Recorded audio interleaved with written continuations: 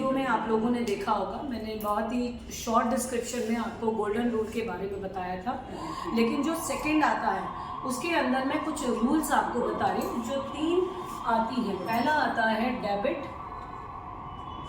The receiver, credit the giver. दूसरा आता है डेबिट व्हाट्स कम इन, क्रेडिट व्हाट्स गोज आउट। और तीसरा कॉन्सेप्ट है debit all expenses and losses, credit all income and profit.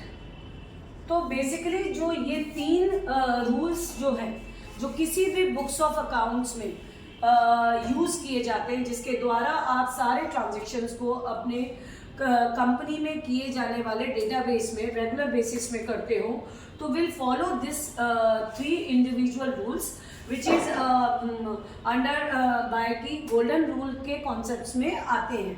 इसके अलावा मैं आप लोगों को एक चीज़ इसके द्वारा कुछ एग्जांपल्स हैं वो भी डिस्कस करना चाहूँगी। तो जैसे सबसे पहला आता है debit the receiver, credit the giver. ये पर्सनल अकाउंट के अंदर कॉन्सेप्ट्स बनाए गए हैं। इसके अंदर क्या आता है कि अगर कोई भी पर्सन कोई चीज़ खरीद रहा है और बेच रहा है, तो वो डेबिट द रिसीवर हुआ, यानी डेटर्स को, उस पर्सन को हम रिसीविंग में डालेंगे, और अगर वो पे करा तो वो गिवर हो गया। अब दूसरा आता है कि व्हाट्स कमिंग, हम कोई भी प्रोडक्ट, ये आता है रियल के अंदर, रियल अकाउंट का कॉन्सेप्ट के अंदर, जिसमें कि सारे वो असेट्स आते हैं जिनकी खरीद बिक्री करने के लिए हम इन ट्रांजेक्शन्स को रिकॉर्ड करते हैं। और तीसरा आता है नॉमिनल के लिए हम लोग क्या करते हैं, वो सारे खर्चे जो हम लोग कंपनी के अंदर रेगुलर डेज में करते हैं, उनको रिकॉर्ड करने का जो फॉर्मेट है वो इस बेसिस पे चलता है। तो जैसे rent account, debit to cash account, ये हमारा नॉमिनल यानी 3rd रूल्स एंड रेगुलेशंस के बेस पे आता है।